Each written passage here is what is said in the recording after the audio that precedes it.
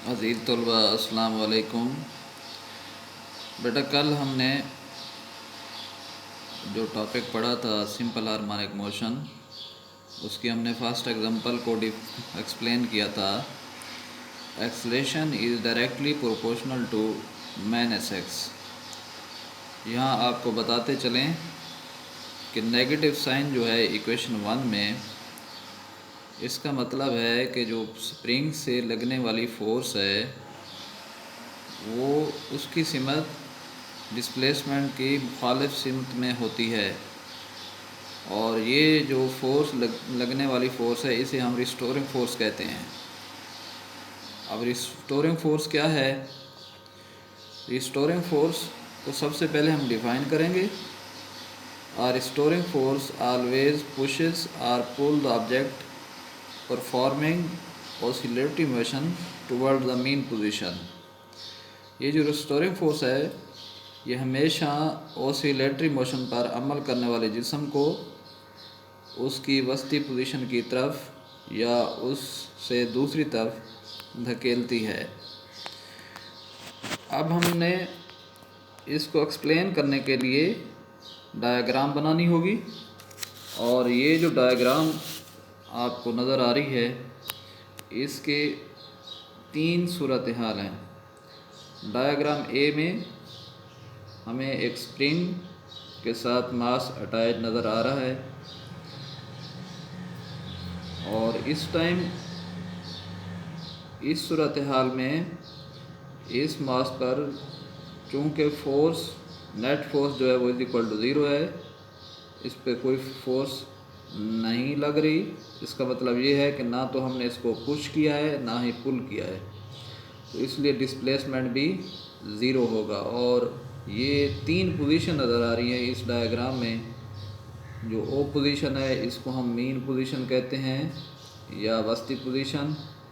ए और बी जो है वो एक्सट्रीम पोजीशन या इंतहाई पोजीशन कहलाती हैं।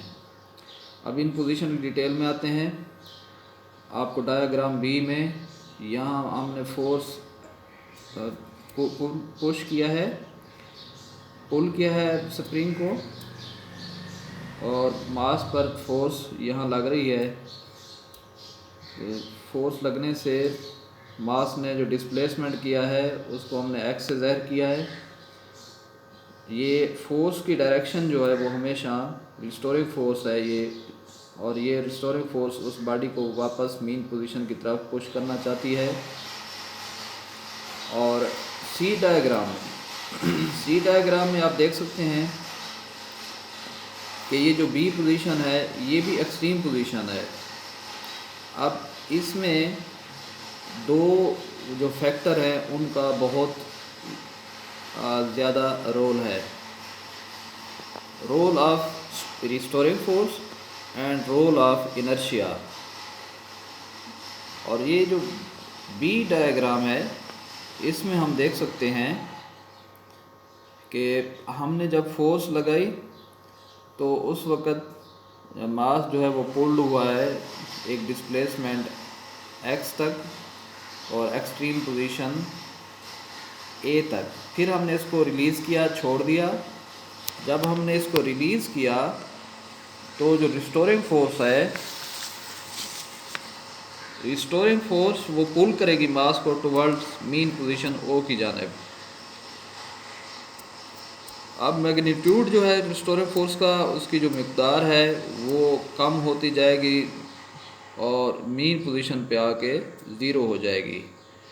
मास जो है वो अगेन स्पीड उसकी जो है वो ओ पोजीशन के ऊपर गेन करेगा, वो उसकी स्पीड मैक्सिमम हो जाएगी। और ये यहाँ हम इसको मैक्सिमम स्पीड कह सकते हैं इस पोजीशन के ऊपर, ओ पोजीशन यानी वस्ती पोजीशन के ऊपर। अब यहाँ इनर्शिया का रोल आएगा। इनर्शिया की वजह से मास वस्ती पोजीशन ओ यानी मीन पोजीशन ओ पर स्टॉप नहीं करेगा, और ये अपनी जो मूवमेंट है उसको कंटिन्यू रखेगा। और ये इस वक्त जो है ये बॉडी जो है वो B position extreme position B पे चला जाएगा। अब बी पोजीशन के ऊपर इसकी जो स्पीड है वो रिस्टोरिंग फोर्स की वजह से कम होकर ज़ीरो हो जाएगी और ये वहाँ रेस्ट में आएगा। इसको अगेन रिस्टोरिंग फोर्स पुश करेगी टुवर्ड्स मीन पोजीशन की जानिब। मीन पोजीशन पर आकर फिर इसकी स्पीड बढ़ जाएगी, मैक्सिमम हो जाएगी और ड्यू टू इनर्शिया ये यहाँ स्टॉप नहीं करेगा, ये फिर एक्सट्रीम पोजीशन ए पर पहुँच जाएगा। तो यूँ इसकी जो ये प्रोसेस है ये रिपीट होता रहेगा और इसकी ये मोशन जो है ऑसिलेशन वाली बैक एंड फोर्थ वाली ये बार बार रिपीट होती रहेगी। सो हमने जो कंक्लूजन है वो ये निकालना है यहाँ नतीजा। Such motion of a mass attached to a spring is simple harmonic motion, के स्प्रिंग से बंधे हुए मास की जो इस तरह की मोशन है इसको हम सिंपल हार्मोनिक मोशन कहते हैं। अब हम इसका टाइम पीरियड मालूम करते हैं। टाइम पीरियड मालूम करने के लिए इसका फार्मूला है T = 2 पाई m/k√। यानी टाइम पीरियड क्या होता है? टाइम पीरियड से मुराद वन वाइब्रेशन कंप्लीट करने के लिए जो टाइम रिक्वायर्ड होता है इसको हम कहते हैं इसका टाइम पीरियड। टाइम पीरियड का यूनिट जो है वो सेकंड लिया जाता है। तो यूँ आज आपका ये जो फर्स्ट लेक्चर जो फर्स्ट टॉपिक था मास अटैच्ड टू अ स्प्रिंग ये कंप्लीट हुआ।